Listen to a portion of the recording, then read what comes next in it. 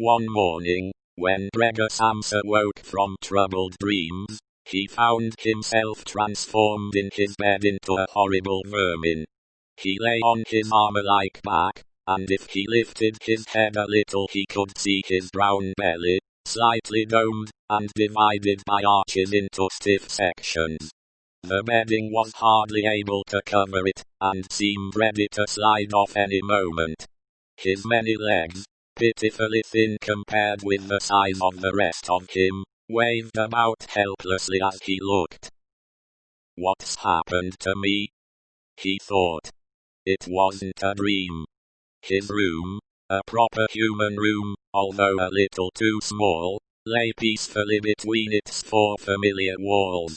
A collection of textile samples lay spread out on the table. Samsa was a traveling salesman, and above it there hung a picture that he had recently cut out of an illustrated magazine, and housed in a nice, gilded frame.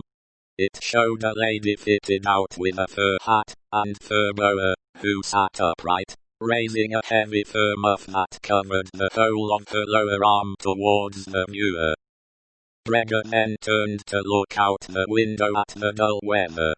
Drops of rain could be heard hitting the pane, which made him feel quite sad. How about if I sleep a little bit longer, and forget all this nonsense, he thought, but that was something he was unable to do, because he was used to sleeping on his right, and in his present state couldn't get into that position. However hard he threw himself onto his right, he always rolled back to where he was. He must have tried it 100 times, shut his eyes so that he wouldn't have to look at the floundering legs, and only stopped when he began to feel a mild, dull pain there that he had never felt before. "Oh, God," he thought, "what a strenuous career it is that I've chosen. Traveling day in and day out. Doing business like this takes much more effort than doing your own business at home, and on top of that there's the curse of traveling, worries about making train connections, bad and irregular food, contact with different people all the time so that you can never get to know anyone, or become friendly with them. It can all go to hell." He felt a slight itch upon his belly, pushed himself slowly up on his back towards the headboard so that he could lift his head better, found where the itch was, and saw that it was covered with lots of little white spots, which he didn't know what to make of, and when he tried to feel the place with one of his legs he drew it quickly back, because as soon as he touched it he was overcome by a cold shudder. He slid back into his former position. Getting up early all the time, he thought. It makes you stupid. You've got to get enough sleep. Other traveling salesmen live a life of luxury. For instance, whenever I go back to the guest house during the morning to copy out the contract, these gentlemen are always still sitting there eating their breakfasts. I ought to just try that with my boss. I'd get kicked out on the spot. But who knows, maybe that would be the best thing for me.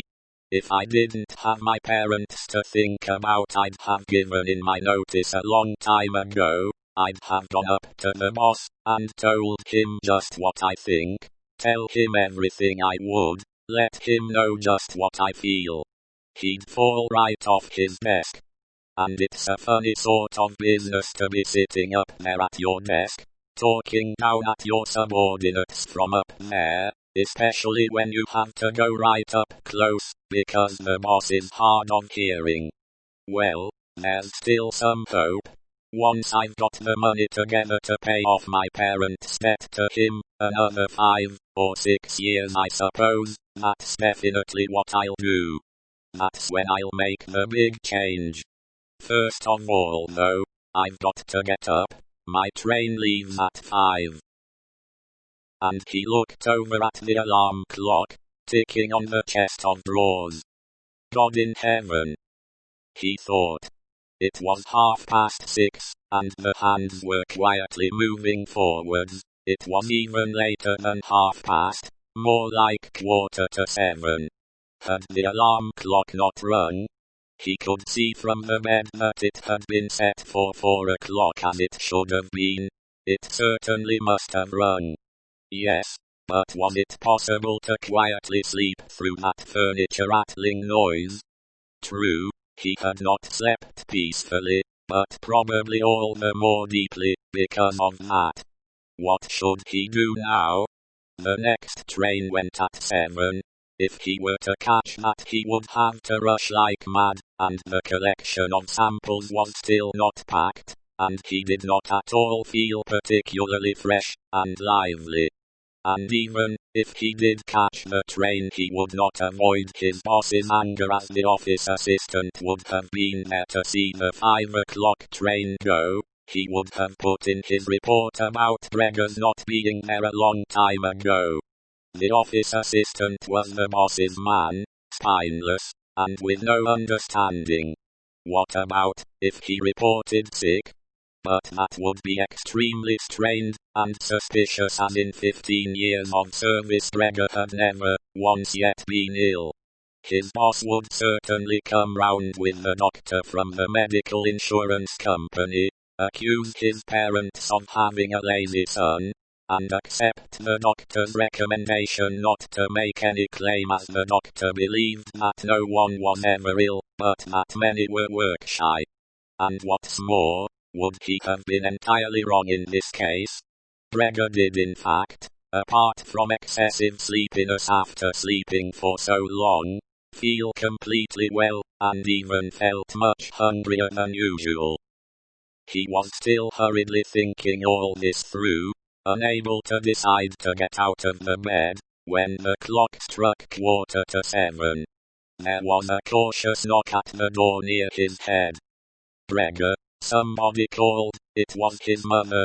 It's 7:15. Didn't you want to go somewhere? That gentle voice.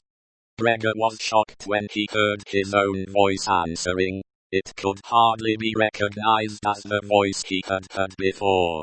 As if from deep inside him, there was a painful and uncontrollable squeaking mixed in with it. The words could be made out at first, but then there was a sort of echo, which made them unclear, leaving the hearer unsure whether he had heard properly or not.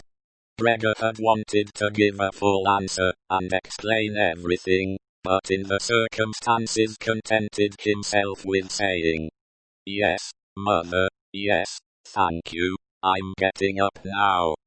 The change in Breger's voice probably could not be noticed outside through the wooden door, as his mother was satisfied with this explanation, and shuffled away. But this short conversation made the other members of the family aware that Breger, against their expectations, was still at home, and soon his father came knocking at one of the side doors, gently, but with his fist. "Breger, Breger," he called. "What's wrong?" And after a short while he called again with a warning deepness in his voice. "Breger, Breger." At the other side door his sister came plaintively. "Breger, aren't you well? Do you need anything?" Breger answered to both sides. "I'm ready, now," making an effort to remove all the strangeness from his voice by enunciating very carefully, and putting long pauses between each individual word. His father went back to his breakfast, but his sister whispered, "Breger, open the door, I beg of you." Breger, however, had no thought of opening the door, and instead congratulated himself for his cautious habit, acquired from his traveling, of locking all doors at night even when he was at home. The first thing he wanted to do was to get up in peace without being disturbed, to get dressed, and most of all to have his breakfast. Only then would he consider what to do next, as he was well aware that he would not bring his thoughts to any sensible conclusions by lying in bed. He remembered that he had often felt a slight pain in bed, perhaps caused by lying awkwardly, but that had always turned out to be pure imagination, and he wondered how his imaginings would slowly resolve themselves today. He did not have the slightest doubt that the change in his voice was nothing more than the first sign of a serious cold, which was an occupational hazard for traveling salesmen. It was a simple matter to throw off the covers. He only had to blow himself up a little, and they fell off by themselves. But it became difficult after that, especially as he was so exceptionally broad. He would have used his arms and his hands to push himself up, but instead of them he only had all those little legs continuously moving in different directions, and which he was moreover unable to control.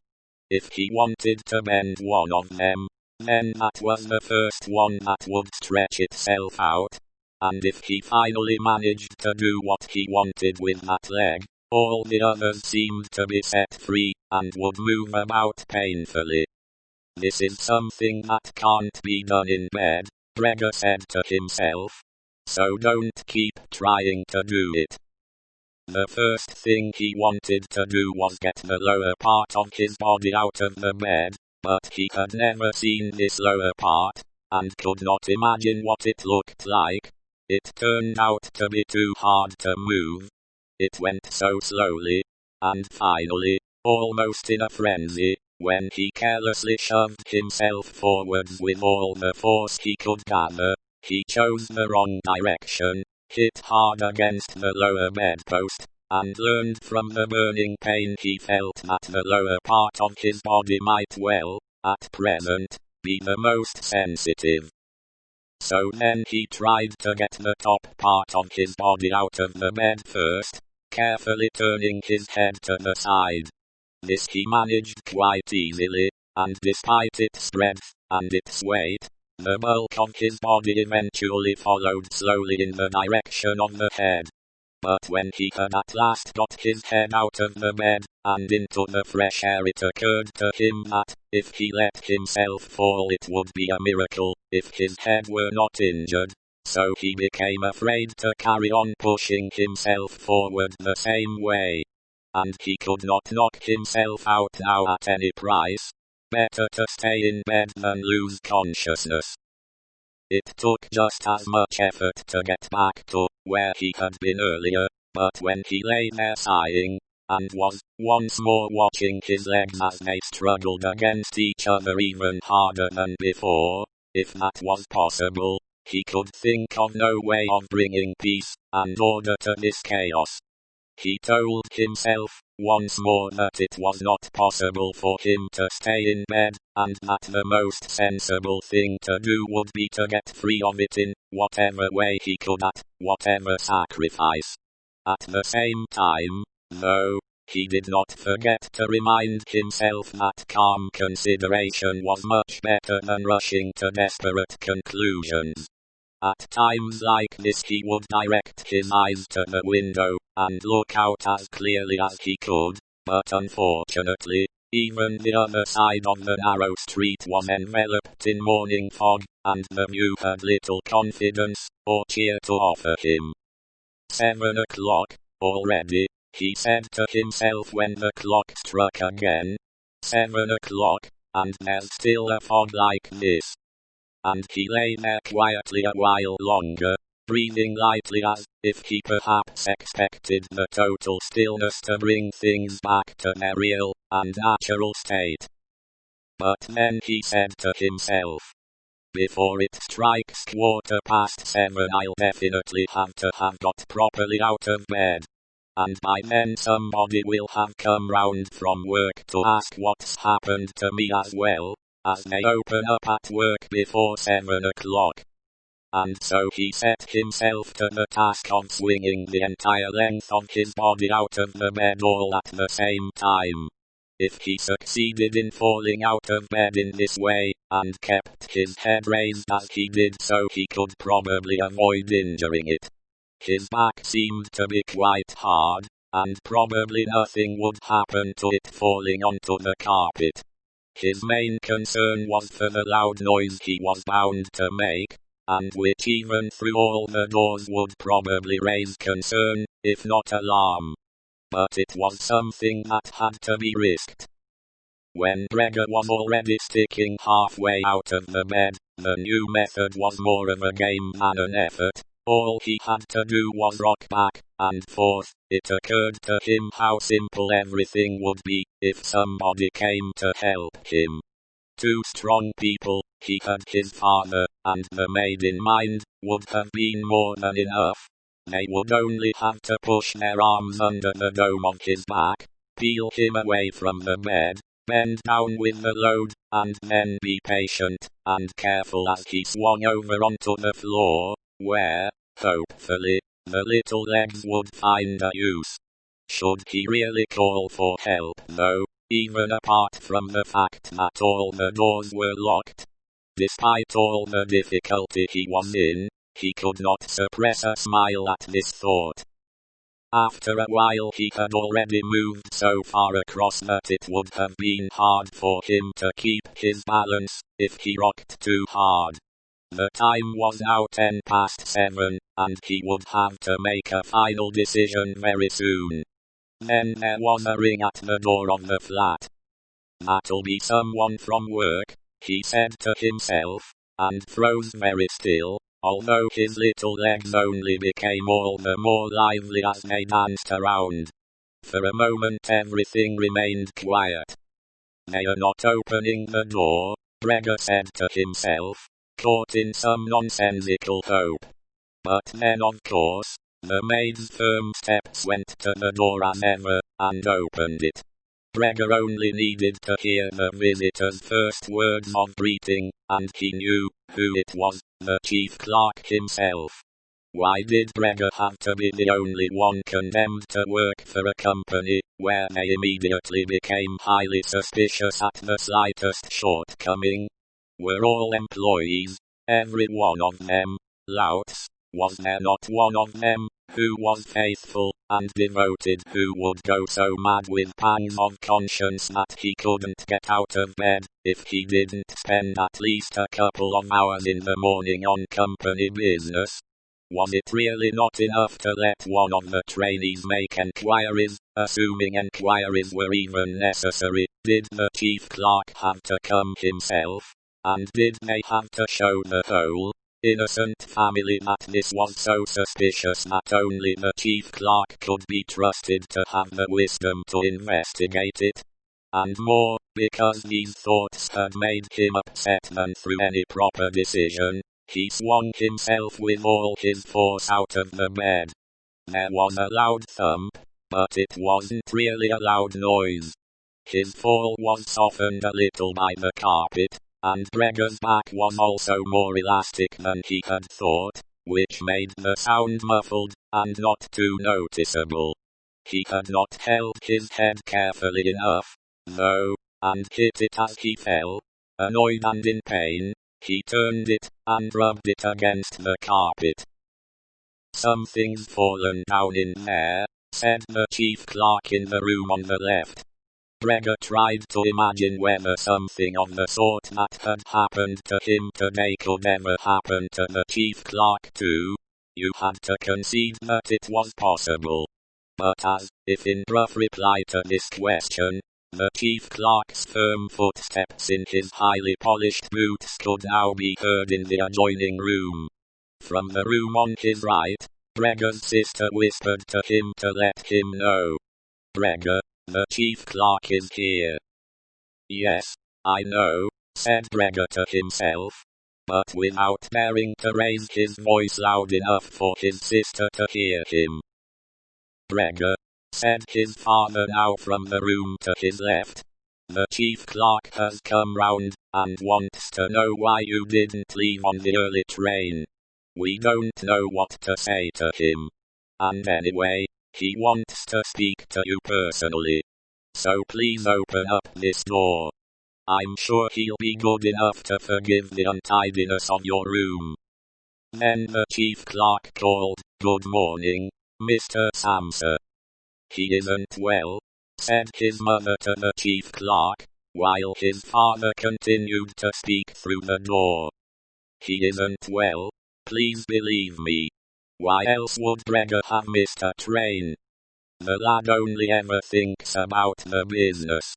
It nearly makes me cross the way he never goes out in the evenings. He's been in town for a week now, but stayed home every evening. He sits with us in the kitchen, and just reads the paper, or studies train timetables. His idea of relaxation is working with his fretsaw. He's made a little frame, for instance. It only took him 2 or 3 evenings. You'll be amazed how nice it is. It's hanging up in his room. You'll see it as soon as Gregor opens the door. Anyway, I'm glad you're here. We wouldn't have been able to get Gregor to open the door by ourselves. He's so stubborn. And I'm sure he isn't well. He said this morning that he is, but he isn't." "I'll be there in a moment," said Gregor slowly and thoughtfully, but without moving so that he would not miss any word of the conversation. "Well, I can't think of any other way of explaining it, Mrs. Samsa," said the chief clerk. "I hope it's nothing serious. But on the other hand, I must say that, if we people in commerce ever become slightly unwell then, fortunately or unfortunately as you like, we simply have to overcome it, because of business considerations." "Can the chief clerk come in to see you now then?" asked his father impatiently, knocking at the door again. "No," said Gregor. In the room on his right there followed a painful silence. In the room on his left his sister began to cry. So why did his sister not go and join the others? She had probably only just got up, and had not even begun to get dressed. And why was she crying? Was it because he had not got up, and had not let the chief clerk in? Because he was in danger of losing his job, and if that happened his boss would once more pursue their parents with the same demands as before? There was no need to worry about things like that yet. Gregor was still there, and had not the slightest intention of abandoning his family. For the time being he just lay there on the carpet, and no one who knew the condition he was in would seriously have expected him to let the chief clerk in. It was only a minor discourtesy, and a suitable excuse could easily be found for it later on. It was not something for which Gregor could be sacked on the spot. And it seemed to Gregor much more sensible to leave him now in peace, instead of disturbing him with talking at him and crying. But the others didn't know what was happening. They were worried. That would excuse their behavior. The chief clerk now raised his voice. "Mr. Samsa," he called to him. "What is wrong? You barricade yourself in your room. Give us no more than yes or no for an answer. You are causing serious and unnecessary concern to your parents, and you fail, and I mention this just by the way, you fail to carry out your business duties in a way that is quite unheard of. I'm speaking here on behalf of your parents, and of your employer, and really must request a clear and immediate explanation. I am astonished, quite astonished. I thought I knew you as a calm and sensible person, and now you suddenly seem to be showing off with peculiar whims. This morning, your employer did suggest a possible reason for your failure to appear. It's true, it had to do with the money that was recently entrusted to you, but I came near to giving him my word of honor that that could not be the right explanation. But now that I see your incomprehensible stubbornness, I no longer feel any wish whatsoever to intercede on your behalf. And nor is your position all that secure. I had originally intended to say all this to you in private, but since you cause me to waste my time here for no good reason, I don't see why your parents should not also learn of it. Your turnover has been very unsatisfactory of late. I grant you that it's not the time of year to do especially good business, we recognize that, but there simply is no time of year to do no business at all, Mr. Samsa, we cannot allow there to be. But sir, called Gregor, beside himself, and forgetting all else in the excitement, I'll open up immediately, just a moment. I'm slightly unwell, an attack of dizziness, I haven't been able to get up. I'm still in bed now. I'm quite fresh again now, though. I'm just getting out of bed. Just a moment. Be patient. It's not quite as easy as I'd thought. I'm quite alright now, though. It's shocking, what can suddenly happen to a person. I was quite alright last night, my parents know about it, perhaps better than me. I had a small symptom of it last night already. They must have noticed it. I don't know why I didn't let you know at work.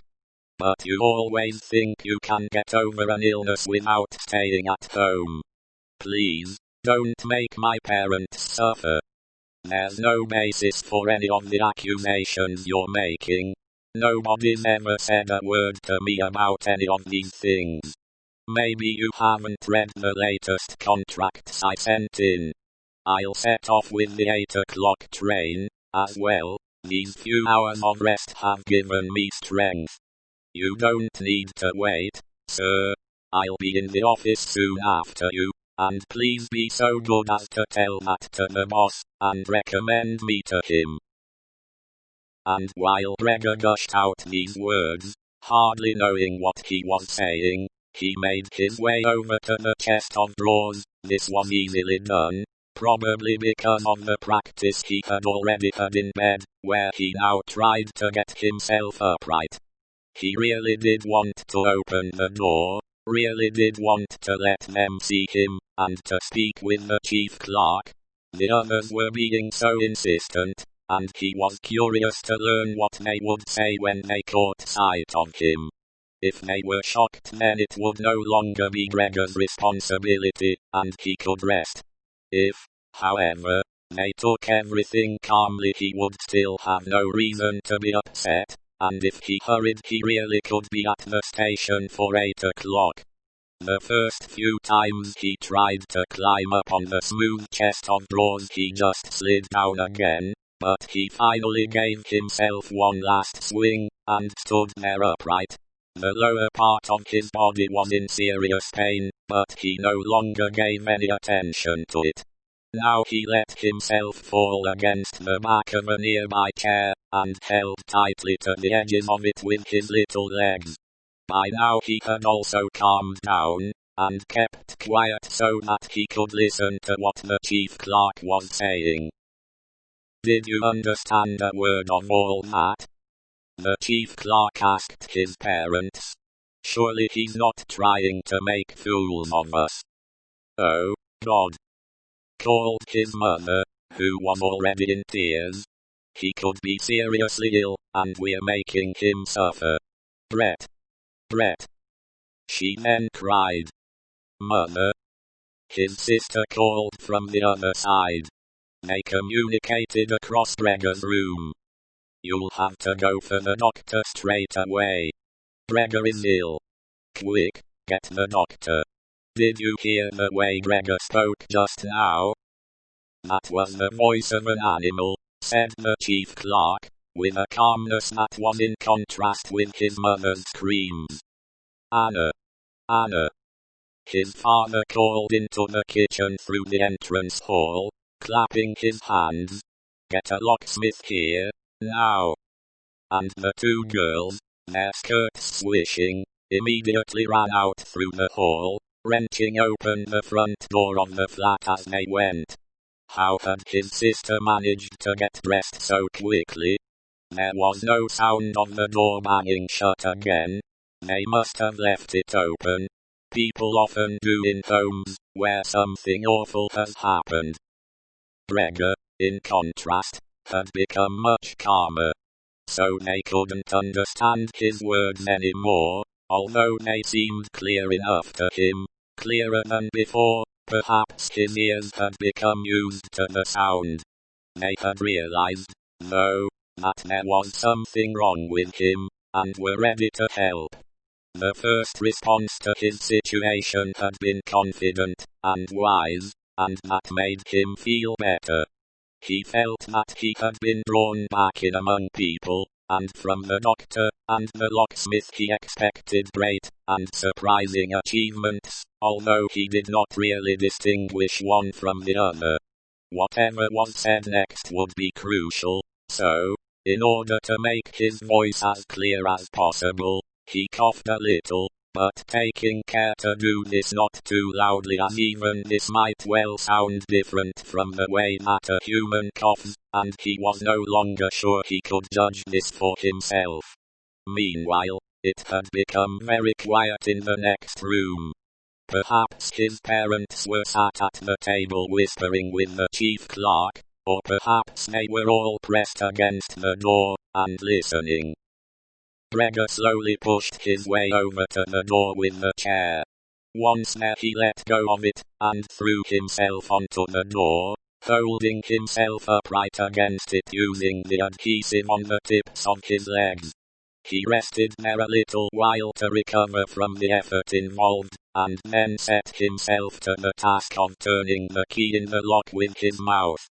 He seemed, unfortunately, to have no proper teeth. How was he, then, to grasp the key? But the lack of teeth was, of course, made up for with a very strong jaw. Using the jaw, he really was able to start the key turning, ignoring the fact that he must have been causing some kind of damage as a brown fluid came from his mouth, flowed over the key, and dripped onto the floor. "Listen," said the chief clerk in the next room.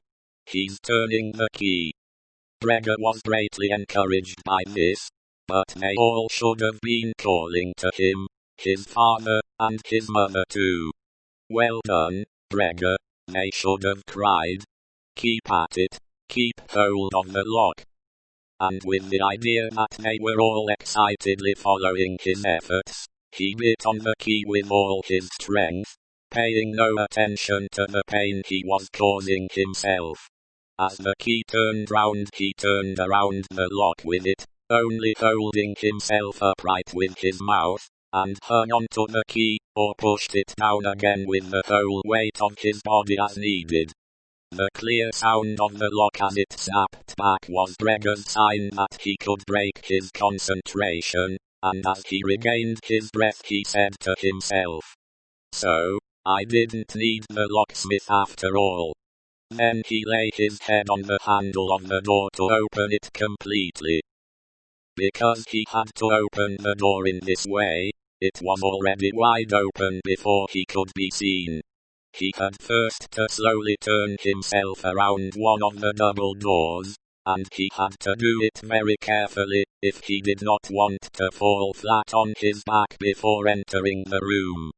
He was still occupied with this difficult movement, unable to pay attention to anything else, when he heard the chief clerk exclaim aloud, "Oh!" which sounded like the soughing of the wind. Now he also saw him. He was the nearest to the door, his hand pressed against his open mouth, and slowly retreating as if driven by a steady and invisible force. Gregor's mother, her hair still disheveled from bed, despite the chief clerk's being there, looked at his father. Then she unfolded her arms, took 2 steps forward towards Gregor, and sank down onto the floor into her skirts that spread themselves out around her as her head disappeared down onto her breast. His father looked hostile, and clenched his fists as if wanting to knock Gregor back into his room. Then he looked uncertainly round the living room, covered his eyes with his hands, and wept so that his powerful chest shook. So Gregor did not go into the room, but leant against the inside of the other door, which was still held bolted in place. In this way only half of his body could be seen, along with his head above it, which he leant over to one side as he peered out at the others. Meanwhile the day had become much lighter. Part of the endless, grey black building on the other side of the street, which was a hospital, could be seen quite clearly with the austere and regular line of windows piercing its facade. The rain was still falling, now throwing down large, individual droplets, which hit the ground one at a time. The washing up from breakfast lay on the table. There was so much of it because, for Gregor's father, breakfast was the most important meal of the day, and he would stretch it out for several hours as he sat reading a number of different newspapers. On the wall exactly opposite there was a photograph of Gregor when he was a lieutenant in the army, his sword in his hand, and a carefree smile on his face as he called forth respect for his uniform and bearing. The door to the entrance hall was open, and as the front door of the flat was also open he could see onto the landing, and the stairs, where they began their way down below. "Now, then," said Gregor, well aware that he was the only one to have kept calm, "I'll get dressed straight away now, pack up my samples, and set off. Will you please just let me leave? You can see," he said to the chief clerk, "that I'm not stubborn, and I like to do my job. Being a commercial traveler is arduous, but without traveling I couldn't earn my living. So where are you going? Into the office?" "Yes." "Will you report everything accurately, then? It's quite possible for someone to be temporarily unable to work, but that's just the right time to remember what's been achieved in the past, and consider that later on, once the difficulty has been removed, he will certainly work with all the more diligence and concentration. You're well aware that I'm seriously in debt to our employer as well as having to look after my parents and my sister, so that I'm trapped in a difficult situation, but I will work my way out of it again. Please don't make things any harder for me than they are already, and don't take sides against me at the office. I know that nobody likes the travelers. They think we earn an enormous wage as well as having a soft time of it. That's just prejudice, but they have no particular reason to think better of it.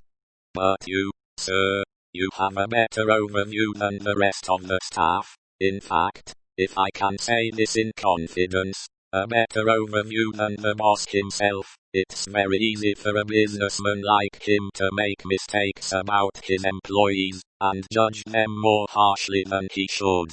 And you're also well aware that we travelers spend almost the whole year away from the office, so that we can very easily fall victim to gossip, and chance and groundless complaints, and it's almost impossible to defend yourself from that sort of thing. We don't usually even hear about them, or if at all it's when we arrive back home exhausted from a trip, and that's when we feel the harmful effects of what's been going on without even knowing what caused them.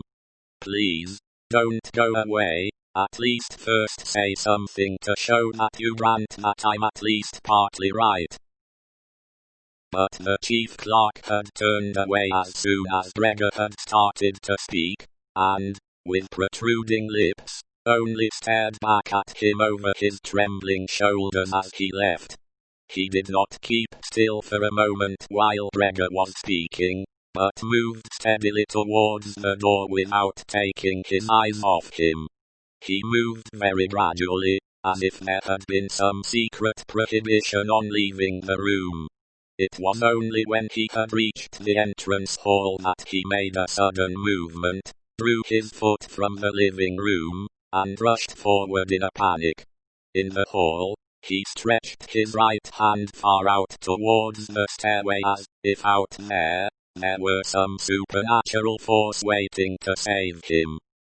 Gregor realized that it was out of the question to let the chief clerk go away in this mood, if his position in the firm was not to be put into extreme danger. That was something his parents did not understand very well. Over the years, they had become convinced that this job would provide for Gregor for his entire life, and besides, they had so much to worry about at present that they had lost sight of any thought for the future. Gregor, though, did think about the future. The chief clerk had to be held back, calmed down, convinced and finally won over. The future of Gregor and his family depended on it. If only his sister were here. She was clever. She was already in tears while Gregor was still lying peacefully on his back. And the chief clerk was a lover of women. Surely she could persuade him. She would close the front door in the entrance hall and talk him out of his shocked state. But his sister was not there. Gregor would have to do the job himself. And without considering that he still was not familiar with how well he could move about in his present state, or that his speech still might not, or probably would not, be understood, he let go of the door, pushed himself through the opening, tried to reach the chief clerk on the landing who, ridiculously, was holding on to the banister with both hands. But Gregor fell immediately over and, with a little scream as he sought something to hold on to, landed on his numerous little legs. Hardly had that happened than, for the first time that day, he began to feel all right with his body. The little legs had the solid ground under them. To his pleasure, they did exactly as he told them. They were even making the effort to carry him where he wanted to go, and he was soon believing that all his sorrows would soon be finally at an end. He held back the urge to move, but swayed from side to side as he crouched there on the floor. His mother was not far away in front of him, and seemed, at first, quite engrossed in herself, but then she suddenly jumped up with her arms outstretched, and her fingers spread shouting, "Help! For pity's sake, help!" The way she held her head suggested she wanted to see Gregor better, but the unthinking way she was hurrying backwards showed that she did not. She had forgotten that the table was behind her with all the breakfast things on it. When she reached the table she sat quickly down on it without knowing what she was doing, without even seeming to notice that the coffee pot had been knocked over, and a gush of coffee was pouring down onto the carpet. "Mother, mother," said Gregor gently, looking up at her. He had completely forgotten the chief clerk for the moment, but could not help himself snapping in the air with his jaws at the sight of the flow of coffee. That set his mother screaming anew. She fled from the table, and into the arms of his father as he rushed towards her. Gregor, though, had no time to spare for his parents now. The chief clerk had already reached the stairs. With his chin on the banister, he looked back for the last time. Gregor made a run for him. He wanted to be sure of reaching him. The chief clerk must have expected something, as he leapt down several steps at once, and disappeared, his shouts resounding all around the staircase. The flight of the chief clerk seemed, unfortunately, to put Gregor's father into a panic as well. Until then he had been relatively self-controlled, but now, instead of running after the chief clerk himself, or at least not impeding Gregor as he ran after him, Gregor's father seized the chief clerk's stick in his right hand. The chief clerk had left it behind on a chair, along with his hat and overcoat, picked up a large newspaper from the table with his left, and used them to drive Gregor back into his room, stamping his foot at him as he went. Gregor's appeals to his father were of no help. His appeals were simply not understood. However much he humbly turned his head, his father merely stamped his foot all the harder. Across the room, despite the chilly weather, Gregor's mother had pulled open a window, leant far out of it, and pressed her hands to her face. A strong draught of air flew in from the street towards the stairway, the curtains flew up, the newspapers on the table fluttered, and some of them were blown onto the floor. Nothing would stop Gregor's father as he drove him back, making hissing noises at him like a wild man. Gregor had never had any practice in moving backwards, and was only able to go very slowly. If Gregor had only been allowed to turn round, he would have been back in his room straight away, but he was afraid that, if he took the time to do that, his father would become impatient, and there was the threat of a lethal blow to his back or head from the stick in his father's hand any moment. Eventually, though, Gregor realized that he had no choice as he saw, to his disgust, that he was quite incapable of going backwards in a straight line. So he began, as quickly as possible, and with frequent anxious glances at his father, to turn himself round. It went very slowly, but perhaps his father was able to see his good intentions as he did nothing to hinder him. In fact, now and then he used the tip of his stick to give directions from a distance as to which way to turn. If only his father would stop that unbearable hissing. It was making Gregor quite confused. When he had nearly finished turning round, still listening to that hissing, he made a mistake, and turned himself back a little the way he had just come. He was pleased when he finally had his head in front of the doorway, but then saw that it was too narrow, and his body was too broad to get through it without further difficulty. In his present mood, it obviously did not occur to his father to open the other of the double doors so that Gregor would have enough space to get through. He was merely fixed on the idea that Gregor should be got back into his room as quickly as possible. Nor would he ever have allowed Gregor the time to get himself upright as preparation for getting through the doorway.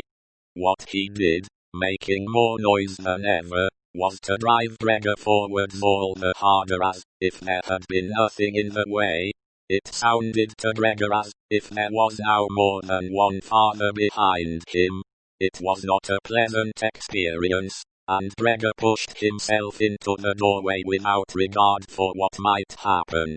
One side of his body lifted itself, he lay at an angle in the doorway, one flank scraped on the white door, and was painfully injured, leaving vile brown flecks on it. Soon he was stuck fast, and would not have been able to move at all by himself. The little legs along one side hung quivering in the air while those on the other side were pressed painfully against the ground. Then his father gave him a hefty shove from behind, which released him from where he was held, and sent him flying, and heavily bleeding, deep into his room. The door was slammed shut with the stick. Then, finally, all was quiet.